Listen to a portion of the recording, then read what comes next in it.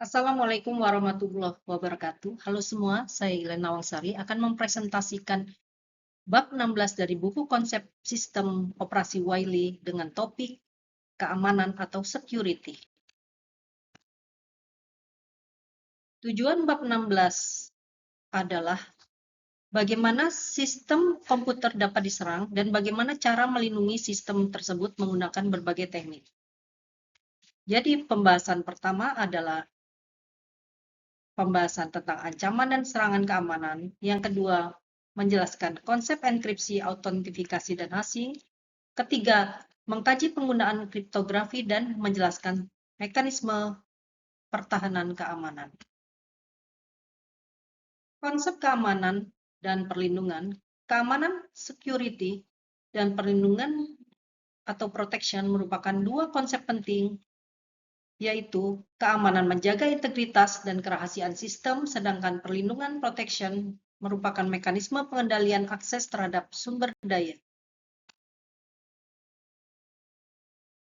Pembahasan pertama,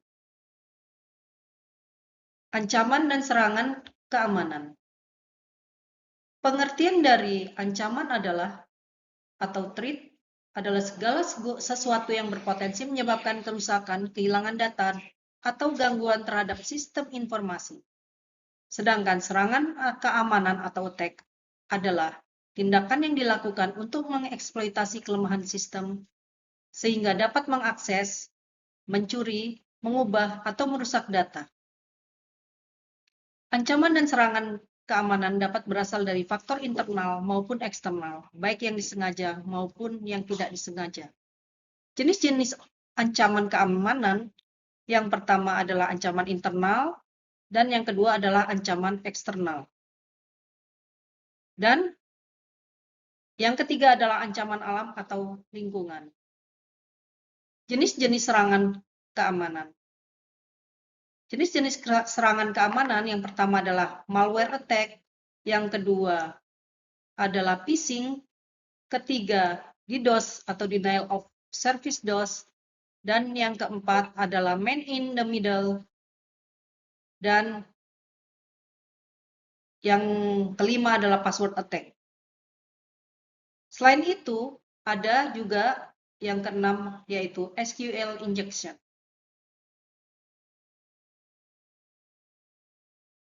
Kesimpulannya, ancaman dan serangan keamanan merupakan risiko yang dapat mengganggu kerahasiaan, integritas, dan ketersediaan informasi. Berbagai bentuk serangan seperti malware, phishing, DDoS, SQL injection, dan pencurian data sandi dapat menyebabkan kerugian besar bagi individu maupun organisasi.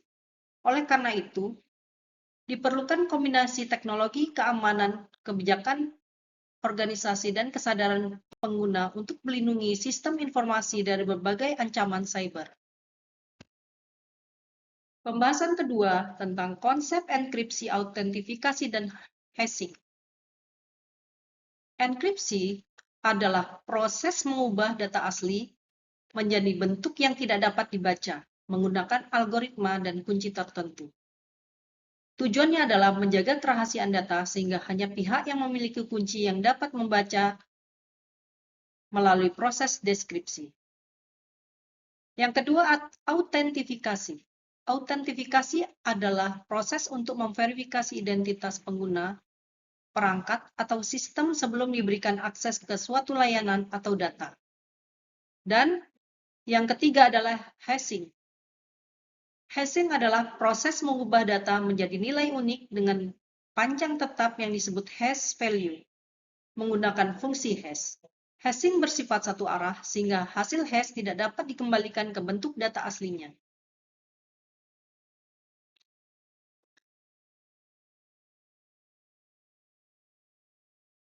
Jadi, kesimpulannya adalah enkripsi melindungi kerahasiaan data, autentifikasi memastikan identitas pengguna, dan hashing menjaga integritas data serta keamanan penyimpanan informasi seperti password. Pembahasan ketiga adalah penggunaan kriptografi.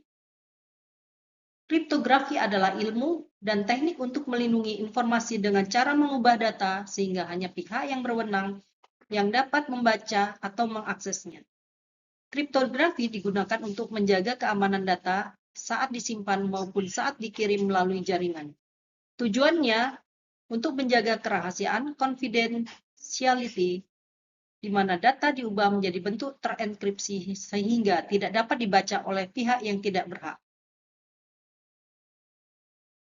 Selanjutnya, yang kedua adalah menjamin integritas data, di mana memastikan data tidak diubah atau dimodifikasi selama proses penyimpanan maupun pengiriman. Yang ketiga, autentifikasi, memverifikasi identitas pengguna, perangkat, atau sistem yang berkomunikasi. Dan yang keempat adalah penyangkalan atau non-repudiation, mencegah seseorang menyangkal bahwa ia telah melakukan suatu transaksi atau mengirim suatu pesan.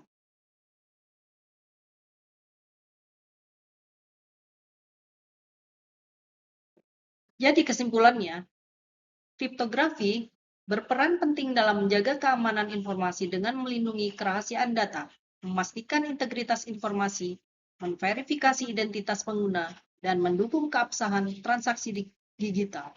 Oleh karena itu, kriptografi menjadi salah satu fondasi utama dalam keamanan sistem informasi modern. Pembahasan keempat adalah mekanisme pertahanan keamanan.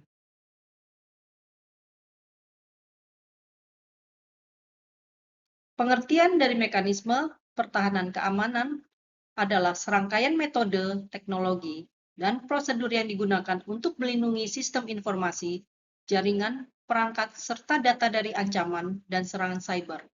Tujuannya adalah menjaga kerahasiaan, integritas, dan ketersediaan informasi.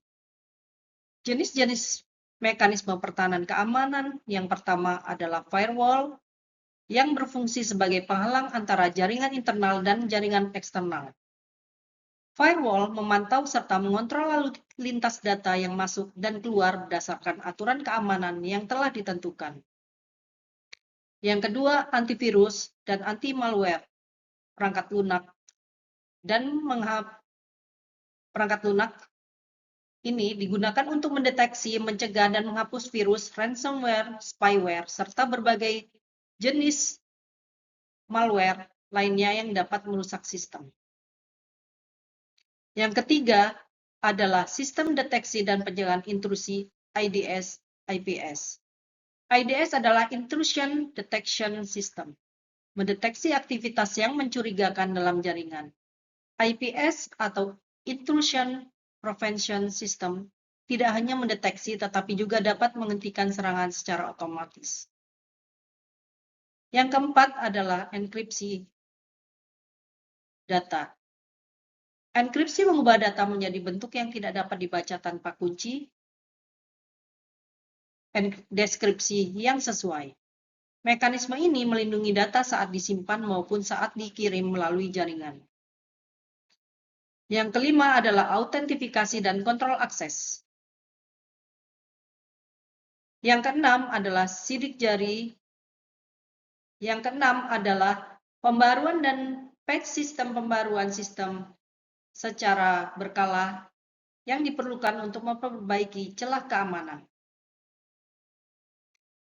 Selanjutnya yang ketujuh adalah backup dan recovery pencadangan data yang dilakukan untuk mengantisipasi kehilangan data akibat kerusakan sistem. Dan yang terakhir adalah edukasi dan kesadaran pengguna, di mana pengguna merupakan salah satu faktor penting dalam keamanan informasi. Pelatihan keamanan membantu pengguna mengenali ancaman seperti phishing dan rekayasa sosial. Jadi kesimpulannya, mekanisme pertahanan keamanan terdiri dari berbagai lapisan perlindungan seperti firewall, antivirus, IDS, IPS, enkripsi, autentifikasi, pembaruan sistem, backup data, dan edukasi pengguna. Penerapan berbagai mekanisme tersebut secara bersamaan dapat mengurangi risiko serangan cyber serta menjaga keamanan dan keandalan sistem informasi.